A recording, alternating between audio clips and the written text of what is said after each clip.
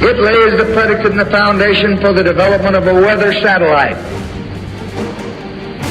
that will permit man to determine the world's cloud layer and ultimately to control the weather, and he who controls the weather will control the world. Earth under siege. Man's war against nature is a war against himself. On that theme, first headline, clouds are carrying drug-resistant bacteria, new study finds. That's from sciencealert.com. That doesn't sound good, does it? From the reporter, from a team of Canadian and French researchers, dark clouds on the horizon are potentially ominous not because they signal an approaching storm, but because they were found in a recent study to carry drug-resistant bacteria over long distances at high altitudes. The report continues. The discovery was published in last month's edition of the journal Science of the Total Environment. An analysis of the retrieved mist revealed that they contain between 330 to more than 30,000 bacteria per millimeter of cloud water, for an average of around 8,000 bacteria per millimeter. They also identified 29 subtypes of antibiotic-resistant genes in the bacteria. Atmospheric monitoring, they say, could help pinpoint the sources of drug-resistant bacteria. Question: what's the full spectrum of toxic elements that are floating around in our breathable air column? Where are all these harmful elements originating from? What's a primary source? Stay tuned for more puzzle pieces and decide for yourself. Let's keep going. New from the UK Guardian. Fungal attacks threaten global food supply, say experts. That's one headline. Let's keep going with another headline from multiple sources. Here it is. Climate crisis is exacerbating damage caused by crop-destroying fungi, risking global health catastrophe. From that report, fast-rising fungal attacks on the world's most important crops threaten the planet's future food supply, scientists have said, warning that failing to tackle fungal pathogens could lead to, quote, a global health catastrophe. The report then says, fungi are already, by far, the biggest destroyer of crops. They are highly resilient and can travel long distances on the wind. Their airborne spores can travel between continents. In regard to that statement the report just made, that fungi are the biggest destroyer of crops, what are the core factors that are fueling this explosion of fungi? Starting with the saturating of our atmosphere with sun-blocking, fungal-carrying platforms that are the particulates related to climate engineering operations. Those are platforms that are very, very well suited for fungal proliferation. Keep that in mind. I'm going to continue with this theme. Connect the dots. The report then states, quote, the imminent threat here is not about zombies, but about global starvation. That's a direct quote from the report. That being said, the report then stated this, quote, the scientists said there was also a risk that global heating would increase the heat tolerance of fungi, raising the possibility of them hopping to hosts to infect warm-blooded animals and humans. That sounds a bit more ominous, doesn't it? Given the fact that the planet is superheating, with climate engineering further fueling the overall fire, along with blocking direct sunlight and filling the atmosphere with climate engineering nanoparticles that are exceptional platforms for fungal proliferation. And about that blocking direct sunlight part I just mentioned, direct sunlight in so many cases is very effective at killing undesirable microbial elements, including fungi. And now we have global dimming, the stated goal of solar radiation management operations. For those that don't yet realize it, starvation on an unthinkable scale isn't just coming. It's already begun, and it will accelerate rapidly from here on out. Again, for the record, the officially stated specific objective of climate engineering is to fill the Earth's skies with sun-blocking particles, aka solar radiation management. The endless list of consequences from doing so in every so-called science report on the subject are either never considered or, two, actually a part of the hidden agenda. With all that in mind, consider that Annual dispersions of tens of millions of tons of atmospheric nanoparticles create a virtual breeding ground again for bacterial and fungal everything. And in the end, every life form, no exceptions, gets to inhale and absorb the combination of toxic, heavy metal, and polymer nanoparticles that are the fallout from climate engineering operations, along with whatever forms of bacterial and fungal everything that has either hitched a ride on the particles or was possibly part of the mix to begin with. You decide. Here's a quick rundown for our new radio listeners. We have 22 stations around the country. Often new listeners are not sure exactly what we're talking about in this broadcast, but much of what we cover is about what you see in our skies. Those are not condensation trails. Those are sprayed particulate dispersions, part of climate engineering operations. We're not speculating. We have film footage of these aircraft at altitude, nozzles visible, turning on and off. We have hundreds of lab tests from around the country, others from around the world, that prove climate engineering elements are coming down in our precipitation, in our air column: aluminum, barium, strontium, manganese, polymer fibers, graphene, all of it toxic. Individually, when you mix it all together, toxicity goes exponential, has all the other factors already covered in this broadcast, the other downstream factors with microbial activity that's very detrimental to everything.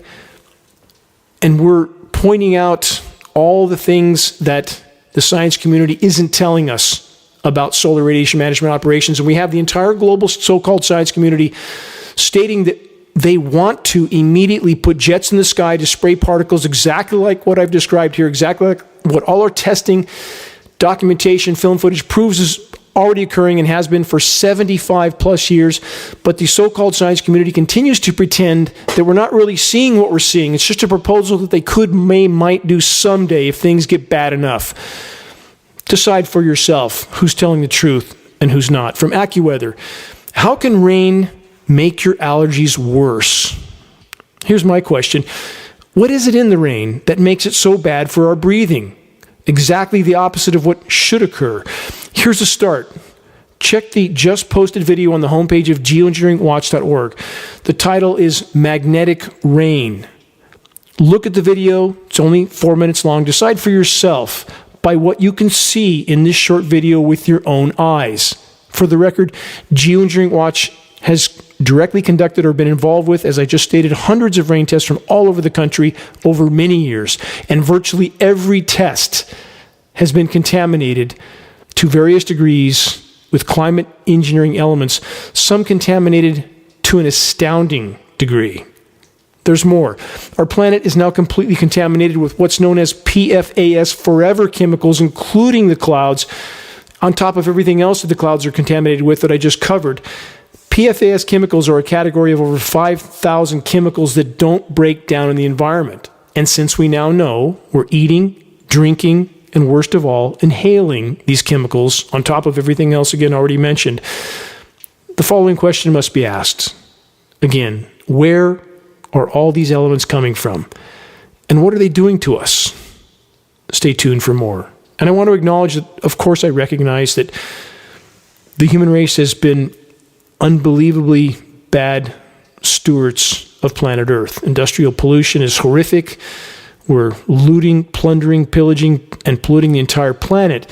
But what elephant in this equation is being systematically denied by all official sources and the matrix money printing, bought, sold, and paid for so-called science community that says whatever they're told to say, that tries to convince the population the truth is whatever they say it is, no matter how much what they say contradicts what we can see with our own eyes. Geoengineering jet aircraft dispersing trails of climate engineering elements and who knows what else that linger, spread, and eventually, on so many occasions, cover the entire skyline. What are they spraying? Consider the title of the recent film, Don't Look Up. Because if you do, and you actually begin to investigate, you'll be faced with the truth that precious few are willing to accept, no matter how factually verifiable it is. Here's one more not-so-pleasant fact for the record. A study by Stockholm University and ETH Zurich scientists found that all rainwater on Earth is unsafe to drink due to the levels of PFAS forever chemicals contained in the rain. Every drop of rain on planet Earth. And the same long-lasting chemicals have just been found in some of the deepest ocean trenches. It's everywhere and in everything. Over a century and a half ago, a visionary said this: "Thank God men cannot fly, lest they would lay waste to the skies as they have done to the earth." That visionary was Henry David Thoreau. For more years than I can remember, his words have echoed through my mind. What Thoreau so deeply feared has long since come to pass. This is Dane Wigington with Geoengineeringwatch.org. You're listening to the weekly installment of Global Alert News, the end of the world as we know it broadcast, commercial-free, non-political, and covering the most dire and immediate threats we collectively face. Before getting to more breaking headlines, and there are many, here's a quick weather warfare update from the dying forests around my wilderness home on the east side of Lake Shasta in Northern California. We have yet again gone from winter to summer and back to winter in a bit over a week. On so-called mostly sunny days, when it's hot often and the UV radiation is often brutal and searing. And by the way, this is what is making the interiors of cars heat up so quickly. It makes surfaces heat up very quickly as well because the UV radiation is so penetrating. And now you have climate engineering cover-up agencies like the Weather Channel and Weather Central trying to warn the population about how fast their cars are heating up, but they won't say a word about the fact that climate engineering is destroying the ozone layer on which all of our lives depend. That's directly related to the cars heating up so much more rapidly than they did historically, even. The skies are often either completely or partially contaminated with climate engineering filth, even on these mostly sunny days. And it's not just the long visible trails, but the already dispersed and scattered solar radiation management particles, hazy, filthy, fuzzy skies. And it seems almost none even remember, let alone miss, our once deep blue skies. Film footage, even in advertisement commercials on TV, the backgrounds now are almost always non-blue skies. Gray, hazy, lifeless, no vivid colors, just overcast skies. They want us to be used to that. They want us to accept it as normal when it's anything but. On the increasing amount of winter weather whiplash, flash cool-down days, when the climate engineers are saturating cloud moisture with chemical ice nucleation elements, the skies are often featureless. Winds are often either non-existent or all at once. There's often a completely unnatural cloud-to-ground haze. At times, it even feels like a dry mist. When we are told it's scheduled to rain, it's often only a constant, cold, rapid drizzle. And about that rapid uniform drizzle, that is typically when condensation nuclei that are being seeded into the clouds are dictating the droplet size. And we have tested that type of precipitation and found climate engineering elements starting with aluminum. And above it all, in my quiet wilderness location, a near constant parade of jets can be heard just above this type of engineered cloud canopy. And another unpleasant footnote, there's an increasingly noticeable industrial odor of sorts. Not what should be with so-called atmospheric cleansing rain. It's anything but that now. It's just adding far more toxins to the atmosphere, to the soils, to the waters, to every breath we take.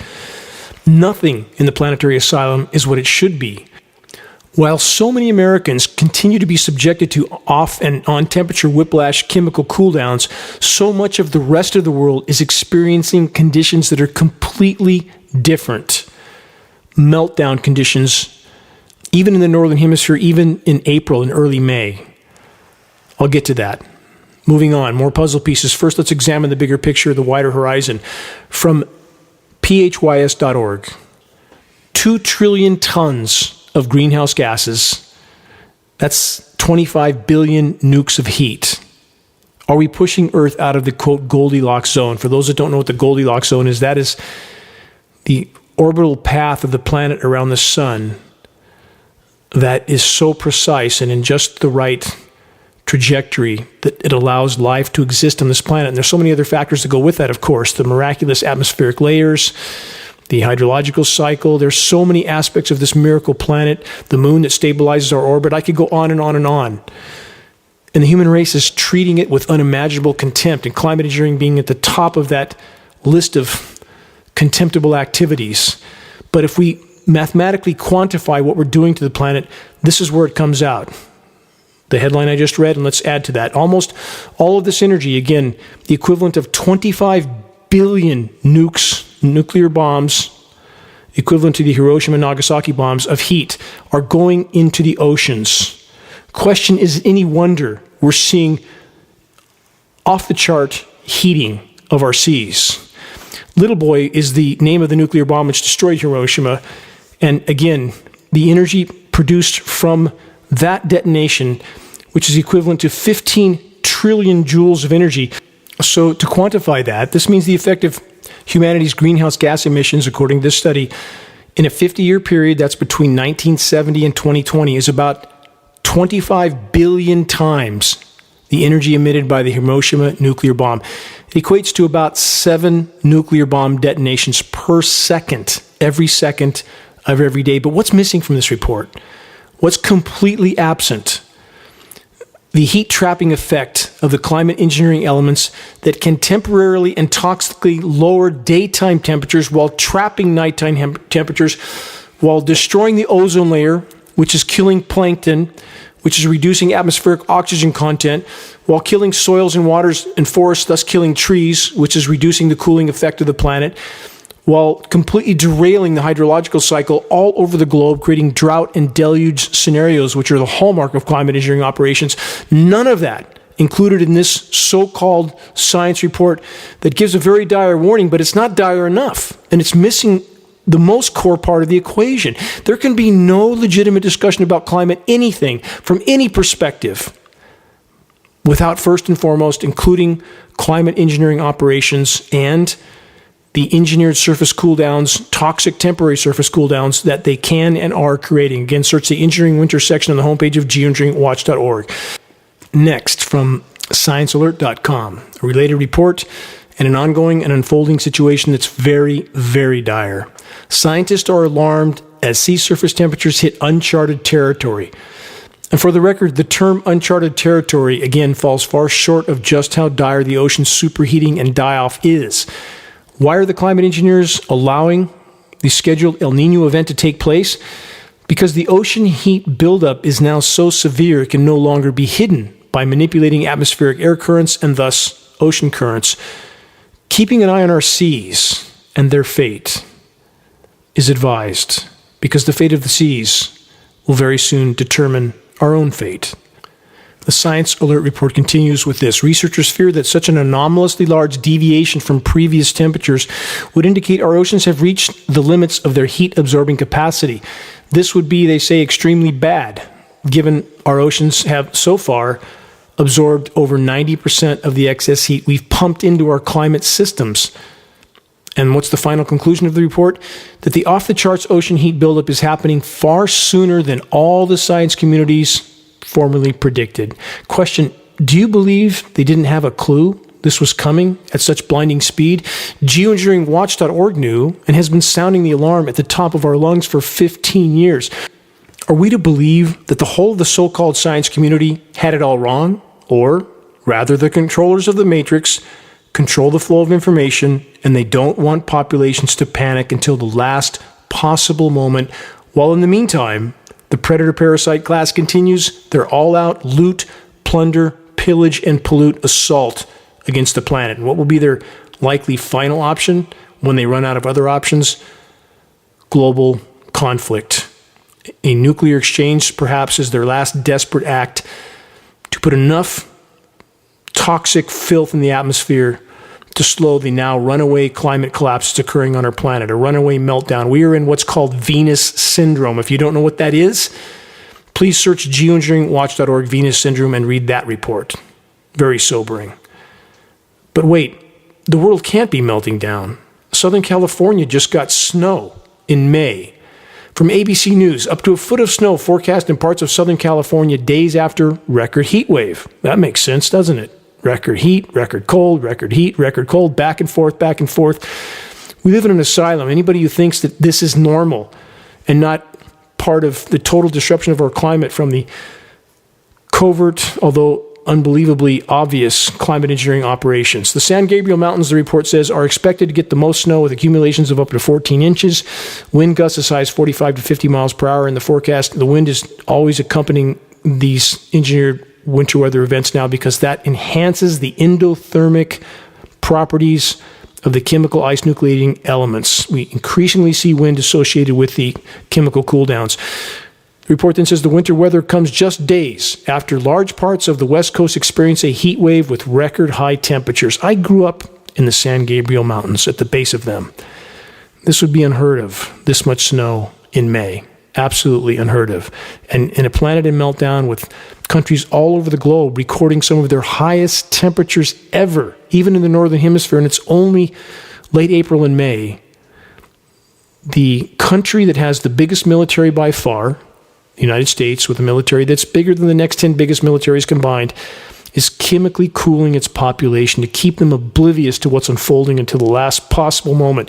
And the jet stream pattern over North America is well beyond unprecedented and alarming. It's unbelievable how completely the climate engineers can manipulate upper level wind currents by manipulating atmospheric pressure zones with technology that is proven and not disputed, like ionosphere heaters such as HARP in Alaska.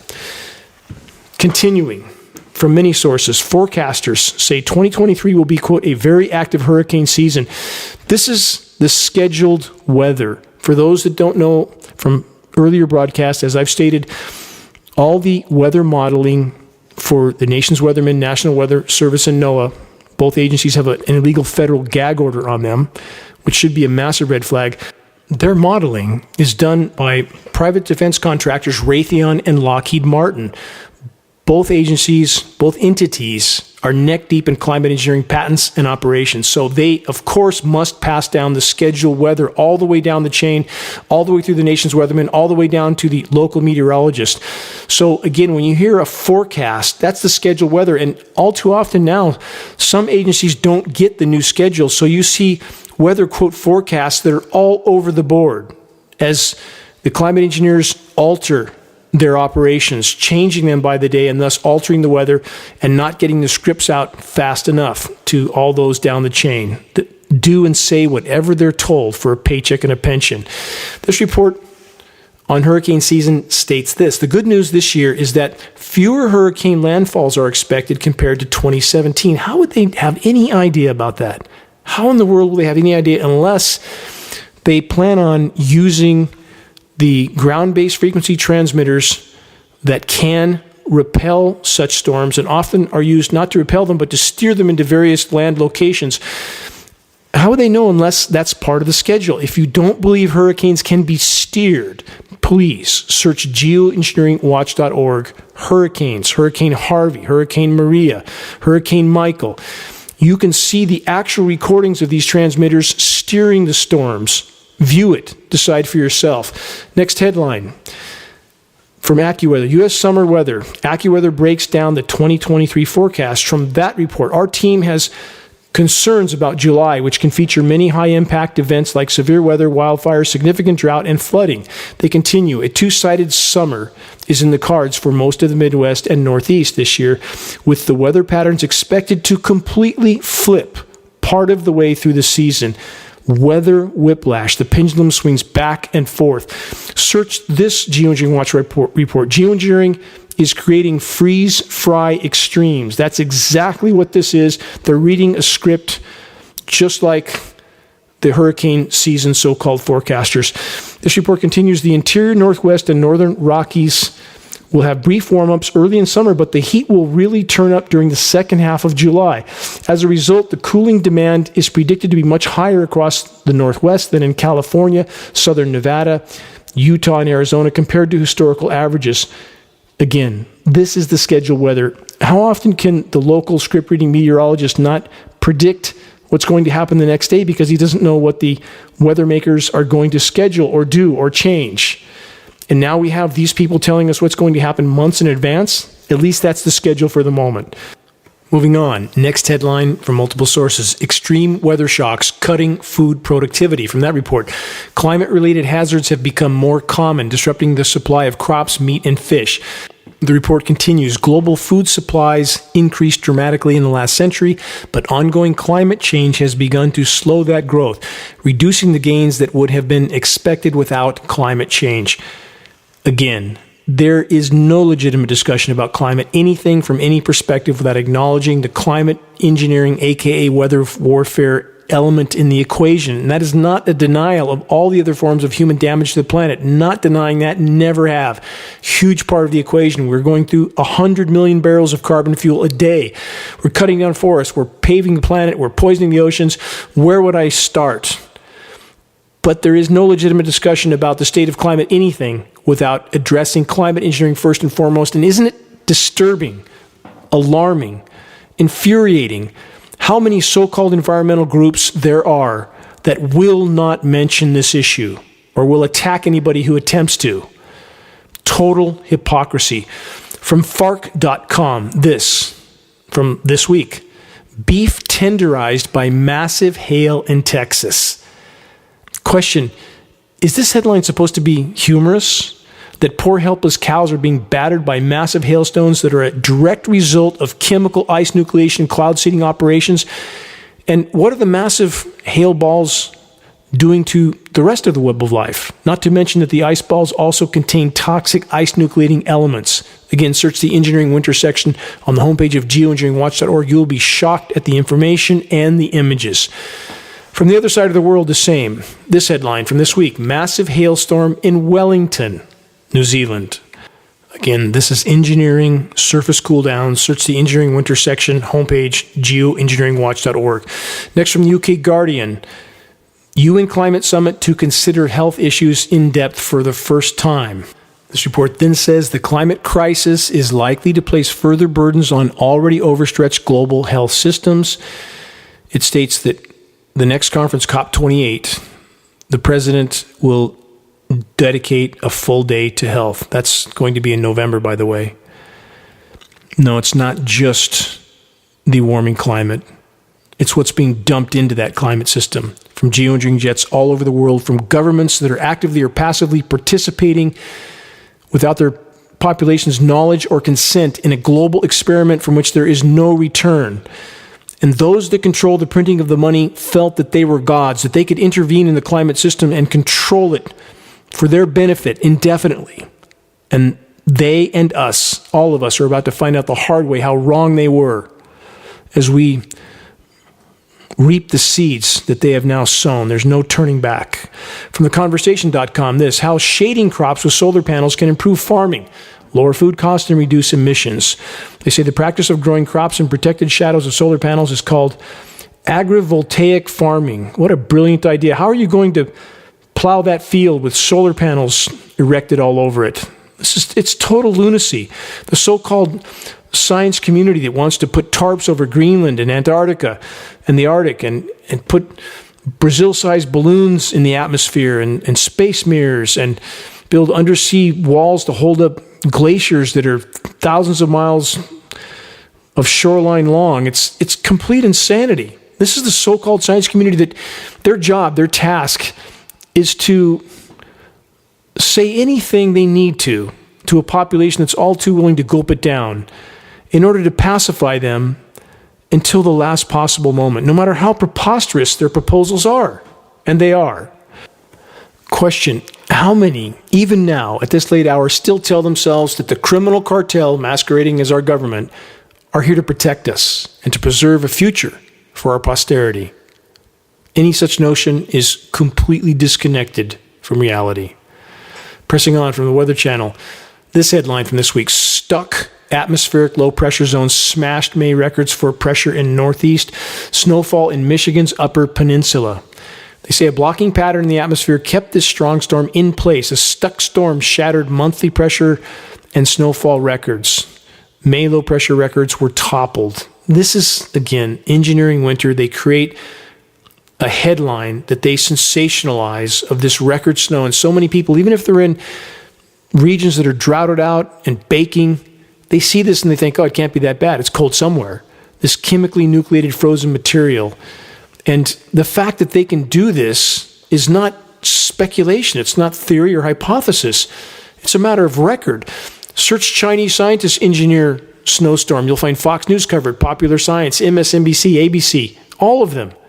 But yet if you mention that here in the so-called land of the free and home of the brave, you're treated like a pariah for questioning our government. This isn't the land of the free and the home of the brave. It's anything but. And for the blind, mindless flag wavers that say love it or leave, no, I'm staying. This is my home. In the words of Mark Twain, in the beginning of change, the patriot, the true patriot, is brave and scarce, hated and scorned. But in the end, when his cause succeeds, the timid join him, for then it costs nothing to be a patriot. Blindly waving your flag around doesn't make you a patriot in any sense that matters. From Fox News, this also follow-up, Michigan Upper Peninsula winter storm smashing snowfall records. Again, that's the kind of headlines that climate engineers absolutely relish. Then this, cool and wet conditions return to California. That's part of the winter weather whiplash, from record heat to more snow, back to record heat. It's happening all over the world. In fact, in this particular headline, they mention my hometown, Redding, California, where highs were in the 90s for 4 days in a row, and now the temperatures are in the 50s again, even as we head further towards summer. From USA Today, spring ocean temperatures are shockingly hot around the globe. Scientists aren't sure what happens next. Now, they never are they? They're paid not to know. Global sea surface temperatures, they say, rose sharply in March and continue to rise during much of April, and oceanographers and climate scientists are watching with trepidation. Sea surface temperatures rose to a higher level than ever observed for the same period of time. This doesn't alarm you. It should. The oceans are dying by the day, converting to what's called Canfield oceans. Superheated, lifeless, stratified, oxygenless, dead zones. Oceans die, we die. Very simple. Happening very, very quickly. It's not counting the ozone layer. Another extinction event. Forests are dying all over the globe. Wildlife, oxygen level plummeting. Atmospheric oxygen level because we're losing the plankton. They've already crashed, in fact. Same with forests. They're not releasing oxygen.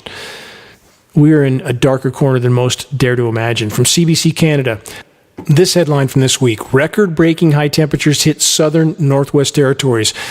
The report states, as the last of the risk of flooding flows away, residents may have another issue to deal with, record-breaking high temperatures. Concerns will soon turn toward the risk of wildfires. They already know what's coming.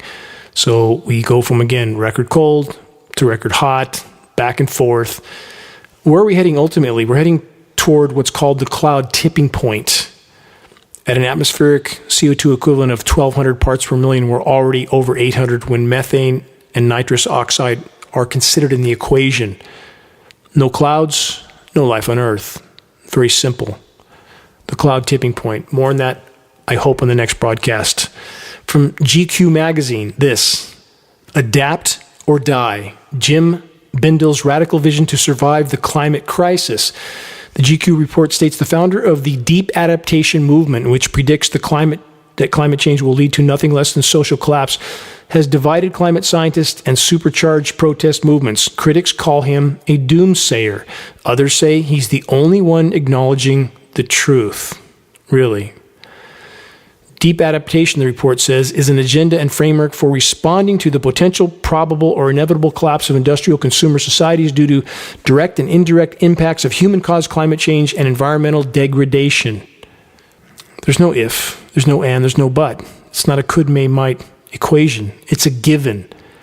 Again, we're back to the equation. If you have a car going 100 miles an hour, 5 feet from impact into a concrete wall, you know it's going to hit. It doesn't matter how hard you put the brakes on, and that is our equation. We are through the guardrail. And so-called experts like this still have not mentioned the climate engineering elephant in the equation. We live in a virtual asylum.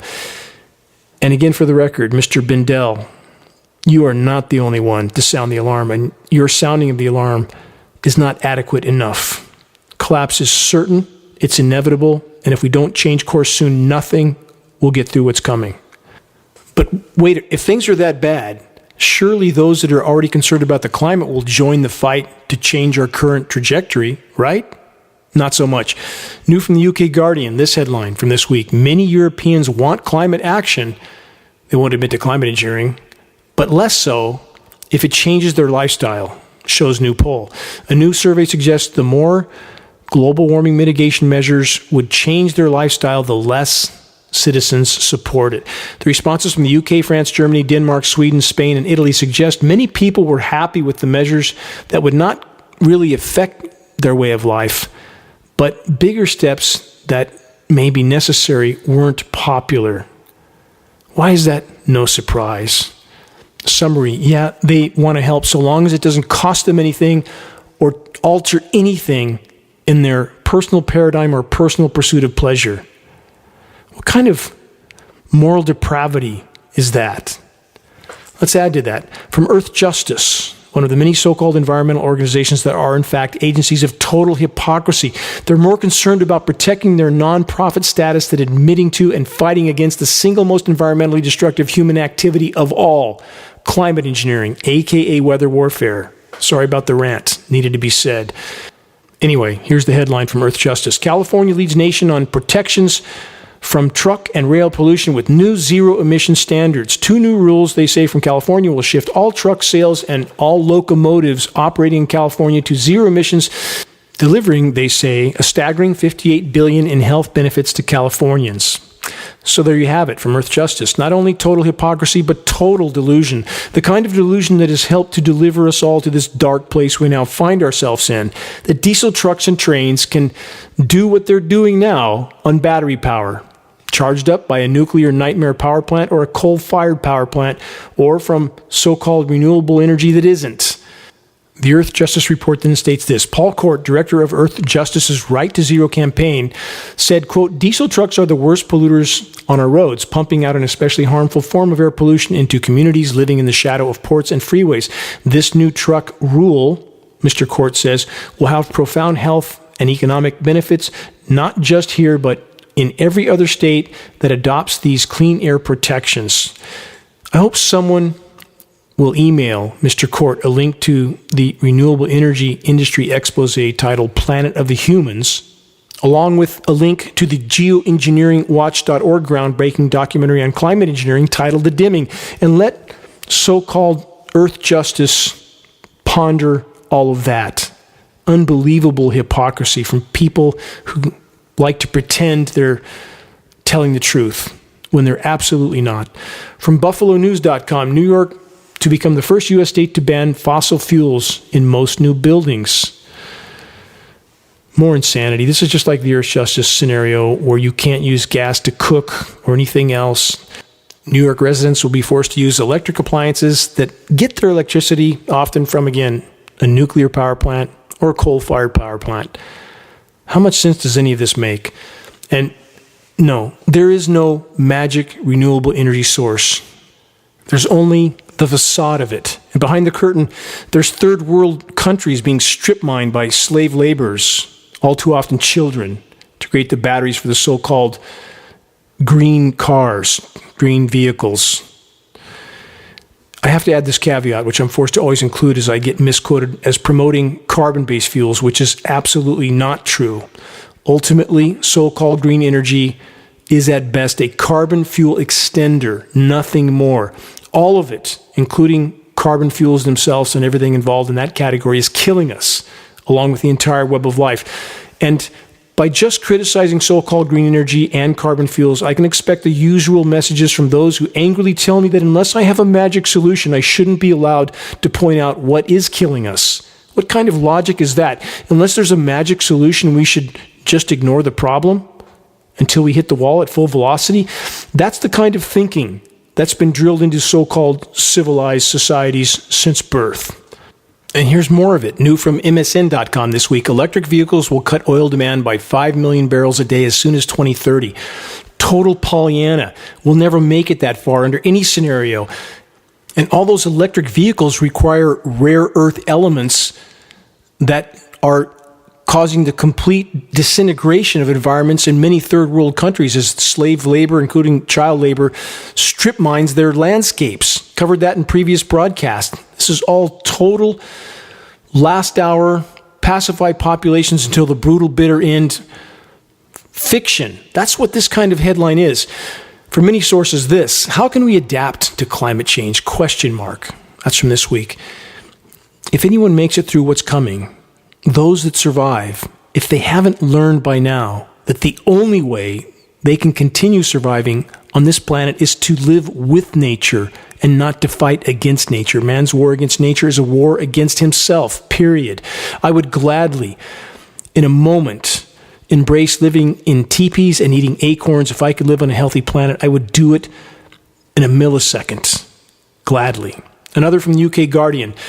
Yes, the climate crisis is raising your grocery bills, the report says. That's from this week. Droughts, fires, floods, heat waves, they're all contributing to our supply chain problems and brutal inflation. The report continues. Climate-driven extreme weather and disasters are now more frequently responsible for production shortages. Large-scale solutions that align market forces with society's goals can mobilize investment and action to reduce climate pollution. And, the report says, advance a just transition to clean energy and support consumers and communities. And we'll all live happily ever after. Magic perpetual consumption, looting, pillaging, and plundering a finite planet with finite resources. How's that working out so far? We are perilously close to impact at full velocity, and even now, almost none have any idea whatsoever of what's about to befall them. Then there's this from theconversation.com, the thinking error that makes people susceptible to climate change denial. They say dichotomous thinking and failing to examine the gray area. They then say, as humanity faces the challenges of global warming, we need to use all our cognitive resources. Recognizing the thinking error at the root of climate change denial could disarm objections to climate research and make the science the basis of our effort to preserve a hospitable environment for our future. What total nonsense from so-called psychologists that need therapy themselves. The same ones that will not acknowledge the climate engineering elephant in this equation that is disabling the planet's ability to respond to all the damage done. And these are the so-called experts that we're supposed to not question. We live in an asylum. Sorry if I seem jaded and angry. It's only because I am, and why wouldn't I be? You're listening to the weekly installment of Global Alert News, the Bad News Broadcast, installment number 404, May 6th, 2023. This is Dane Wigington, your host. Global Alert News is brought to you by Geoengineeringwatch.org, the largest and most visited website in the world on the subject of climate intervention operations known as geoengineering. The commercial-free, non-political Global Alert News Hour is now broadcast on 22 AM and FM stations throughout the country. All recent recordings of this broadcast can be found on the homepage of Geoengineeringwatch.org under the recent column. Geoengineeringwatch.org wishes to express our deepest gratitude to those that have helped us to expand our reach and thus our voice in this desperate last-hour effort to sound the alarm. On that subject, if you're on our email list, please put us on your email contact book so that our mail-outs don't go to spam files. Please help us to share the groundbreaking documentary, The Dimming, which fully exposes the climate engineering atrocities, now with almost 1.5 million views on YouTube. The best way to share is by circulating the direct link to The Dimming by email directly from the homepage of geoengineeringwatch.org. Sharing directly helps us to overcome social media censorship. When viewing our YouTube channel of The Dimming or Global Alert News or any other geoengineeringwatch.org video on YouTube, please subscribe, share, comment, all of which helps us to circulate critically important data to a much wider audience. And how do we reach those that still aren't looking up? Geoengineering Watch awareness-raising materials can be found on our homepage. Our only goal, to provide activists what they need to move this fight forward. Very high-quality printed materials with shocking images, a picture's worth 1,000 words, as the proverb goes, and we pass these printed materials on for less than our overall total cost of printing and distributing. Our only goal, to get them into circulation as fast as possible. We have also Geoengineering Watch hoodies and shirts. Very high quality 4-color images on both sides. Very striking image, military jet tanker descending down over the planet. Spraying, a dimming sun is in the background. You can see these shirts on the homepage of geoengineeringwatch.org. Scannable business cards and bumper stickers, all effective tools to help strike up a conversation on the climate engineering issue. And here's the bottom line. There is no magic silver bullet to win this battle. The only way forward in this fight is to reach that critical mass of awareness, and that will take absolutely all of us. This battle is a team effort. If we can awaken the masses, we could yet alter the equation. And I want to express my deepest gratitude to all those that are steadfastly committed to this must-win fight for all that matters. Stay tuned for input on how to make your voice heard.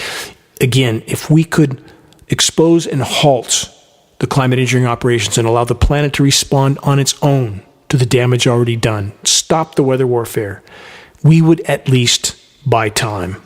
And that's worth fighting for. Moving on from the Washington Post, what an ominous surge in ocean temperatures means for the planet. Continuation of that story, a rapid surge in global ocean temperatures in recent months is raising a specter of climate pattern shift that could accelerate planetary warming and supercharge trends that are already fueling extreme storms, deadly heat waves, and ecological crisis on land and sea. There's no question in this equation. It will wreak havoc on the planet. And again, with this article or any other related to the climate in any way, shape, or form, it is not legitimate without including and addressing the climate intervention element in this equation. The article finishes with this: warming is likely irreversible in this century. I don't have words for that statement, that any so-called scientist could even make that statement. That's like saying, again, as you fly through the guardrail and are sailing through the air in your car, Thelma and Louise moment, you may not be able to put it in reverse and back up at that point. Do we need scientists to tell us that? No, it's not reversible. You could shut all forms of human activity off right now, including climate engineering, and the warming will continue to accelerate. You can't just turn it off. And that's what so many are refusing to face. We have painted ourselves into an unimaginably dark corner. New from the UK Guardian: life in ocean's twilight zone could disappear amid warming seas. No could, no may, no might. It is disappearing. The Guardian report then states less food is falling to dimly lit waters home to specially adapted marine life, but they say emissions cuts would stem decline. No, too late. We're back to the Thelma and Louise moment, through the guardrail, flying through the air, and scientists, so-called scientists, saying, put a new set of tires in the car, you'll be fine. Too late.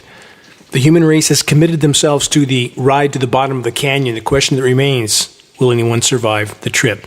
New from MSN.com, alarming phenomenon wreaks havoc on Florida beaches. Water looks like root beer and smells like dead fish. That's because there are dead fish everywhere.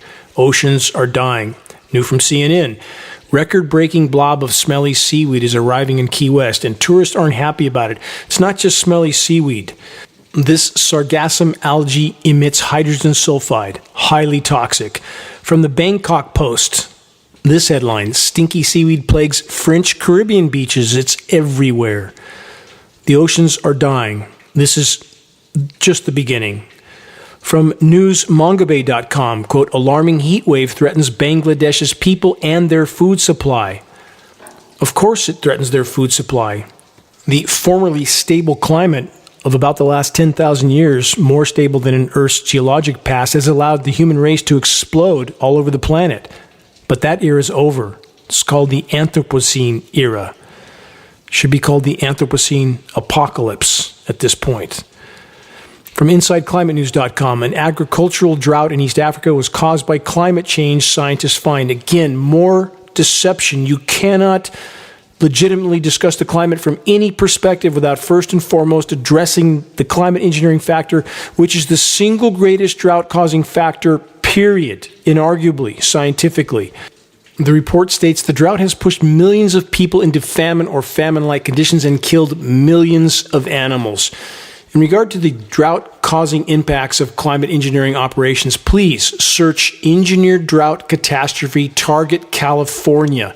Presentation I did 10 years ago stating what would happen in California if the climate engineering operations were allowed to continue, and that's exactly what happened until this year, when the deluge of toxic precipitation was put into the equation. And that's not going to save anything. It's not going to help our food supplies or our forests. Toxic rain kills soil microbiome. It's only accelerating the die-off. Next, from Politico.com, Europe's next crisis, water. This report states the continent is bracing for yet another drought after a winter with little rain and snow. It's barely spring, and Europe is already running dry. A report from the Spanish Farmers Association, the COAG, stated that some cereals needed to be, quote, written off across 4 entire regions this year. One expert stated, quote, "Say goodbye to almost the entire olive harvest." For the record, that's where the largest olive export comes from, Spain.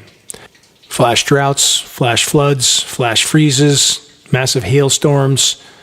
Climate engineering is targeting agricultural regions. Control the food supplies, you control populations. Connect the dots. But again, for the record, I want to make crystal clear that I am not saying climate engineering is our only problem. We could stop it tomorrow and we still face imminent collapse. We have decimated the planet from countless forms of human activity. It's not a this or that equation. It's a this and that equation.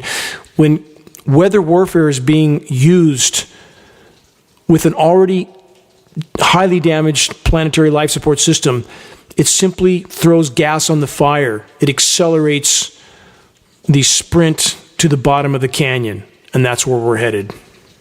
In regard to polluting the entire planet with PFAS forever chemicals, there's more reports I wanted to get to. I don't have time now on this broadcast. I'm out of time. This is an on-air broadcast.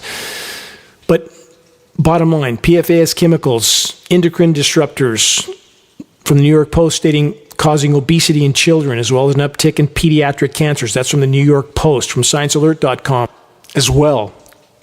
And as I stated earlier in this broadcast, every bit of rain on our entire planet is contaminated with PFAS forever chemicals. We're living in a toxic fishbowl. How long do we think we can live? And that's on top of the fact that the planet's basic life support systems are completely collapsing. Here's an example headline from this week. From multiple sources, robot finds more trouble under the Doomsday Glacier. From that report, underneath thousands of feet of Thwaites Glacier solid ice, a robot filmed particular features where melting ice is occurring much faster than previously thought. It's an ominous sign for rising sea levels. It goes on and on and on. Everything across the board, every threat is far worse than we were told. And I have stated that at geoengineeringwatch.org for 15 years, that it wasn't as bad as we've been told. It's exponentially worse than we've been told, because those in power aren't invested in changing or saving anything. Their only concern is preserving and expanding their power, feeding their addiction until nothing is left. If you can find a satellite photo of Earth taken today and compare it, if you can find an unfiltered photo from the 60s or 70s, it looks like a completely different planet. And many of those older photos are being scrubbed offline so people don't find them and don't make this comparison. We have completely altered our planet. It's encased in a toxic cocoon of climate engineering elements and industrial filth, and we are literally killing ourselves by the day. While the concept of modern so-called society is built on the false foundation that technology will always save us from ourselves in the end. Total delusion. How can we look ourselves in the mirror or our children in the eyes if we don't do everything in our power to stand against this gathering storm and the darkness that has spawned and fueled it? Not just the money printers and all those that directly serve them, but the vast majority of the masses that are, all too often, still choosing to blindly believe in the matrix cancer so long as they believe doing so will keep their personal paradigm going, even if just a bit longer. All of this is a part of the cancer that has delivered us to this dark hour. Choosing to do what's right solely because it's right, regardless of the consequences, is always the correct path. And yes, friends and family may ostracize you for your courage, for your willingness to face and tell the truth. But as the proverb goes, to thine own self be true. To follow your conscience is to harness the courage to fully face the wider horizon, no matter what comes. Nearly 2,000 years ago, the Stoic philosopher Epictetus said this: "Whoever is ignorant of who he is and why he was born, and in what kind of a universe and in what kind of society he lives, of what things are good and what evil, of what is fair and what is base, who understands neither discourse nor demonstration, nor what is true from what is false, not being able to distinguish between them. Such a one will neither exert their desires nor aversions nor pursuits in accordance with nature. They will neither aim or assent nor deny, nor suspend their judgment conformably to nature. They will wander up and down, entirely deaf and blind, supposing themselves to be somebody while they are not." Is there anything new in all of this? Epictetus asks. Is this ignorance the cause of all the errors that have happened since the dawn of mankind? End quote. What is the point of this 2,000-year-old message from the Stoics? That to diligently study, to properly prioritize, and to follow right moral purpose is essential if one is to find their way, if one is to fulfill their post at which their Maker has placed them. With each passing day, the world is changing to a degree that too few yet understand and fewer still are willing to face. This must change if we're to have any chance of turning the tide. Reaching a critical mass of awareness is the only way forward in this fight. Check the activist suggestions link on the homepage of geoengineeringwatch.org for specific input on how you can help to trigger the landslide of awakening. Consider why you are here and what part you may yet play in this greatest and most meaningful of all dramas, the literal fight for life on Earth. Make your voice heard. Share credible data from a credible source. Make every day count. Until next week, this is Dane Wigington from geoengineeringwatch.org.